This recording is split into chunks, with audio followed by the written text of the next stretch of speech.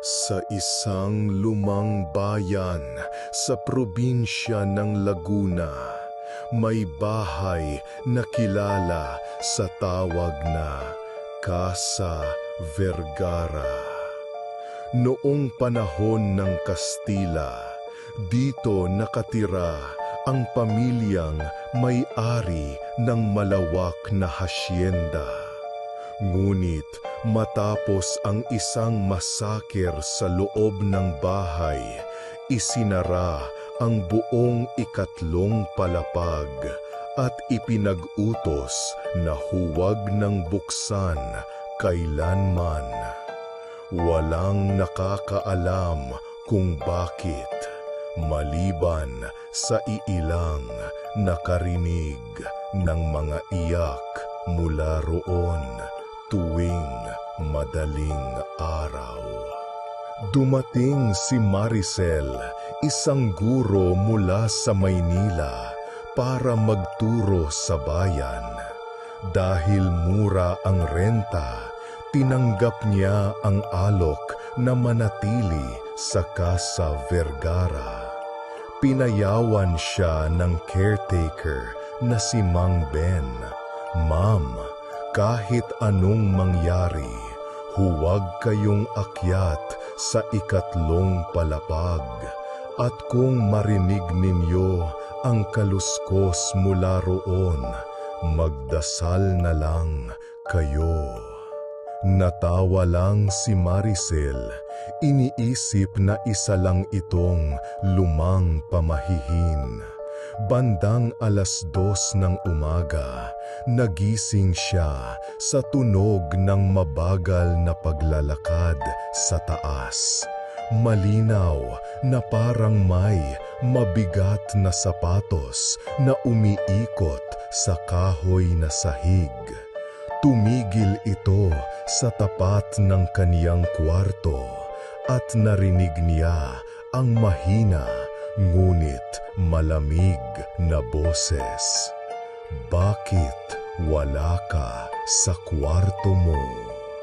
Kinabukasan, tinanong niya si Mang Ben kung may ibang nakatira sa bahay.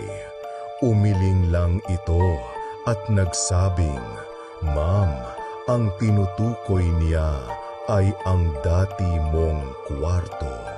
Isang hapon, habang pauwi galing eskwela, napansin niyang bahagyang bukas ang pinto ng ikatlong palapag.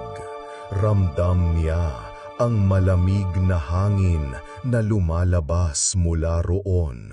Sa kabila ng takot, inakyat niya ito. Sa loob, amoy alikabok at lumang kahoy. May isang malaking kwarto sa dulo. May kurtinang kulay ginto na kupas na.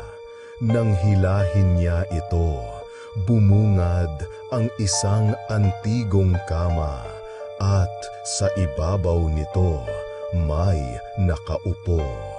Isang batang babae na maputla, duguan ang palad at nakatitig sa kanya nang walang kurap. Pagbaba niya, hinarap niya si Mang Ben at pilit na tinanong tungkol sa kwarto. Napabuntong hininga ito at nagkwento. Noong panahon ng Kastila, ang batang si Isabela Vergara ay ikinulong ng sariling pamilya sa kwartong iyon matapos mabaliw. Araw-araw, dinadala siya ng pagkain, pero isang gabi, hindi na siya bumaba. Nang silipin, wala na siya sa kama, at mula noon, lahat ng natutulog doon ay nawawara rin. Kinagabihan, muling narinig ni Maricel ang mga yabag.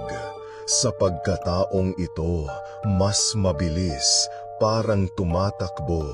Nang silipin niya ang hagdan, nakita niyang nakatayo sa tuktok si Isabela, nangangiti ng malapad at kumakaway sa kanya.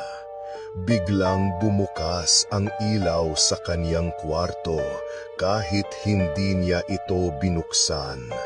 At mula sa likuran niya, may malamig na kamay na humawak sa kaniyang balikat, sabay bulong, "Bumalik ka na sa kwarto natin." Kinagabihan, hindi na nakita si Maricel sa eskwelahan.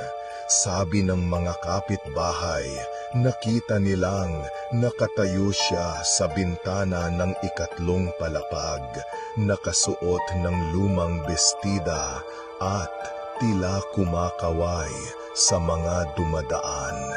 Pero nang subukang akyatin ng mga pulis, serado ang lahat ng pinto at bintana at wala silang nakita sa loob, maliban sa alikabok at isang antigong kama na may marka ng bagong higa. Hanggang ngayon, tuwing gabi, makikita sa bintana ng ikatlong palapag ang dalawang anino, isang babaeng nakaputi at isa pang nakasuot ng uniforme ng guro. Parehong nakatingin sa mga taong dumadaan, parehong hindi na kumukurap.